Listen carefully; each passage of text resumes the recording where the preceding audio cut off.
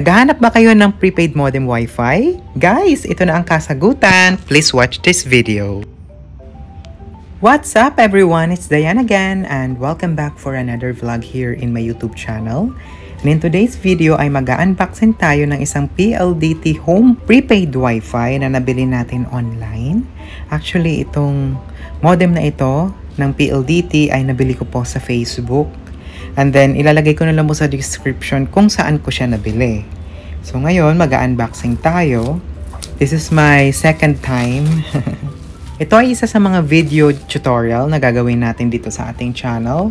Step by step kung paano siya i-activate, SIM registration, and then kapag makakonect na tayo sa Wi-Fi, yon ang ating vlog for today. So, stay tuned and of course, panoorin nyo po ang buong video. Diba? Bibili kayo nito, at least alam mo yun na kung paano po i-install, paano i-assemble, at paano i-activate ang Wi-Fi. So, titingnan muna natin yung mga nasa loob nitong kahon ng PLDT Wi-Fi. Ang maganda kasi dito sa PLDT Wi-Fi na ito is malakas din siya through signal. Though nagamit ko na siya, syempre gusto natin ipakita din yung step by the step. So, usually talaga kailangan mag-ingat kayo ha kung paano nyo bubuksan itong box. Ayan, nakikita natin dito, meron tayong modem. And then sa mga gilid, prepaid Wi-Fi adapter. Yon, itong mga nasa dalawang gilid. And then meron din dito yung instructions kung paano nyo siya i-activate. So sa nakikita nyo malinis, no? Yun nga lang ang, for me kasi, sana may iba-ibang color, no? May black. Kasi yung white madumihin talaga eh. So, pinapakita ko po sa inyo na pwede kayong kumonek dito ng LAN, dalawa sa likod. And then, ang kagandahan dito guys, may SIM na din siyang kasama ng smart. Hindi na kayo bibili. Ang price nitong ating modem talaga is nasa 2,395 plus shipping fee na around 150 pesos. So, around 2,500. Yun ang kabuuan niya. And then, ang gagawin na lang natin dito, once nakabili na kayo, i-activate nyo lang yung SIM. Kasi, medyo mahigpit na, diba? Matagal na tong SIM activation chorba. So, iniikot ko lang yung modem para makita nyo din. And then, itong paglalagyan ng cable, and then yung on and off. Tapos, ayan, PLDT. Ano pa ba ang nasa loob ng box? Siyas. Ayan, yung adapter. So, may kasama na din siyang isang LAN guys ha. Pag halimbawa, Wi-Fi. And then, for the phone yun.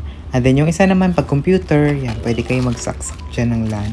So, dalawa ang pwede natin magamit sa likod ng ating modem. Kaya huwag kayong mag-alala kung mag-asawa kayo, tig-isa kayo ng LAN. So, kasama na din yan sa pinaka-package. Kaya, panalo, diba guys?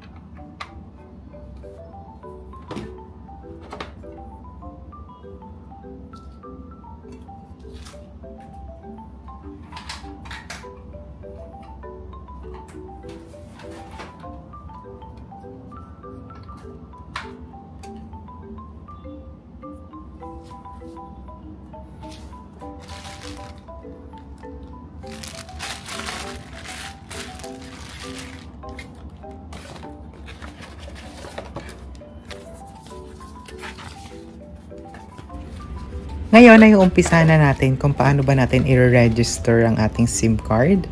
Actually, sa likod ng box, meron doon QR code and then may steps din siya kung paano nyo siya ma-activate. So, number 1, of course, scan nyo yan, yung QR code. And then number 2, hanapin ang SIM card number sa likod para ma-register nyo na din siya. And then number 3, you better make sure na nakakonect yung wifi ninyo sa phone. Pero hindi ko yan nagawa. Actually, to be honest guys, na-stress ako kung paano to i-activate. Kasi nga, nabago ko kasi yung admin at username password niya. So, hindi na ako makalagin para ma-activate ko sana yung SIM card. Ngayon, ang nakalagay kasi doon sa ibang mga instruction na wag daw isaksak yung SIM card sa phone. Pero hindi ko yung ginawa. Kasi nga, gusto ko talaga siya ma-activate. Ang ginawa ko, yung SIM card, kinuha ko doon mismo sa modem. And then, sinaksak ko na siya sa phone ko para ma-register ko siya. So, yun din ang sinadjust sa akin nung binilhan ko na dapat i-activate mo talaga siya sa phone mo. Maganda yung open line or factory unlock na cellphone. Basta ma-register nyo muna yung SIM card, yun ang pinaka-importante. Para pag sinalpak nyo siya sa modem, wala! Pwede na kayo gumamit ng wifi. At saka unlimited siya for 15 days. Yun ang isa sa mga freebies. Actually, sa 2,500 ko na worth sa price nitong wifi modem, parang nakatipid din ako. Kasi, number 1, yung SIM card nitong prepaid wifi natin talaga nasa 500 to 800 pesos.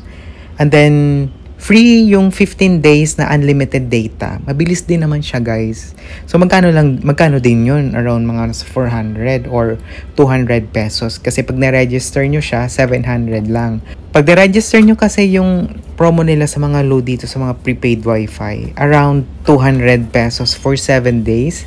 Eh, di ba 2 weeks naman natin nagamit ito ng libre lang, kaya may 400 pa siya.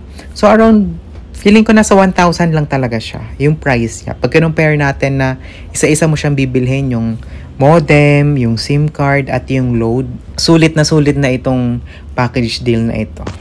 Guys, sa mga gustong bumili nitong ating wifi modem na prepaid, ilalagay ko yung link nila, yung binilhan ko nito sa baba na mismo ng description para makaselect kayo kung ano ba yung mas prefer ninyo. Yung mismong modem lang, plus yung may unlimited na 2 weeks, 15 days na free load. Nasa sa inyo na yun guys. Basta, i-click nyo lang yung link. And then, mariredirect na kayo sa mismong tindahan kung saan ko to binili guys. Para hindi na kayo mahirapan mag-search doon sa Lazada, sa Shopee. Click nyo lang yung link ko dito sa pinaka-video, sa description. Doon na kayo mapupunta agad. So, nakalimutan ko itong aking phone pala. Ay, hindi pala to factory unlock guys. Pasensya na kayo ha. Nilagay ko siya sa Oppo na factory unlock ko na phone. Company phone ko yun. So, ginamit ko lang yun para ma-activate ko yung SIM card. So, ano ba mga kailangan natin para ma-activate natin yung card? So, number 1, meron tayong pwedeng i-search sa Google na Smart Registration SIM.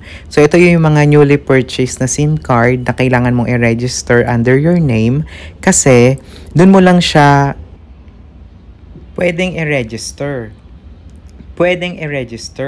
So, andito na tayo sa simreg.smart.com.ph. So, kagaya ng sinabi ko sa inyo guys, kailangan nyo po ilagay yung SIM card number ng inyong SIM. So, number 1, meron tayo ditong guide kung paano nyo mara-register yung mismong SIM ninyo. So, who should register their SIM? Kahit sino na nakabili ng bagong SIM. So, ito yung mga guide natin kung paano tayo makakapag-activate ng SIM card. So, isalpak nyo talaga siya sa factory unlocked or not exclusive to a network such as Globe, Smart, yun. And then, andito yung mga requirements guys kung paano nyo siya ma-activate. So, number 1, yung mobile number. And then yung full name, date of birth, address, and then yung gender. Talagang batas siya. Kailangan nyo talaga siyang i-register. Otherwise, hindi nyo magagamit yung SIM card. So, may Tagalog, may English para sa mga mas prefer ang Tagalog na instruction. How long until my SIM card is activated? So, ang nakalagay dito guys, 24 hours upon successful verification. And in my experience, mga 2 to 3 minutes lang guys. Once successfully registered na yung SIM card, magagamit nyo na agad siya. Ito pa. Are minors below 18 years old allowed to purchase a SIM? Of course. However, yung registration ng activation ng SIM card sa adult pa din. Dapat meron tayong government IDs such as mga UMID, yung Philippine National ID, para dire-diretso nyo siyang ma-register. Okay? So, andito pa yung second question is, can I use my desktop to register my SIM? Of course, pwede po siyang i-register. Kaso nga lang, kailangan mo kasi ng OTP. Mas maganda talaga sa phone mo na lang mismo para yung OTP, pwede mo siyang i-copy-paste. 'Di ba? Kasi pag sa desktop, kailangan mong i-memorize yung... Di pwede. Well, case to case naman to. Kung mas trip po talaga sa desktop, edi go. Pero for me, I would register my SIM sa phone mismo para madali lang siya. So ngayon, start na natin tingnan yung speed niya.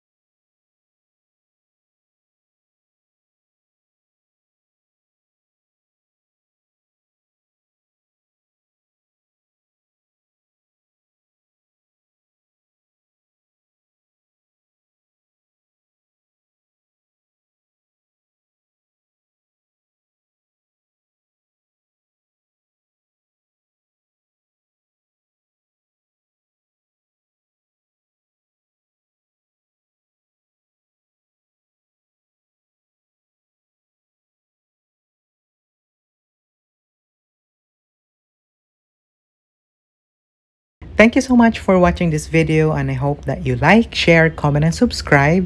And of course, i-click nyo na din yung notification bell para updated kayo para sa mga new vlog natin dito sa ating channel. And of course, if you want to try this prepaid Wi-Fi modem, click nyo lang yung aking description dyan sa baba ng main video para ma-redirect na kayo sa pag-purchase nitong ating prepaid modem Wi-Fi. So that's all guys. Thank you so much. Bye!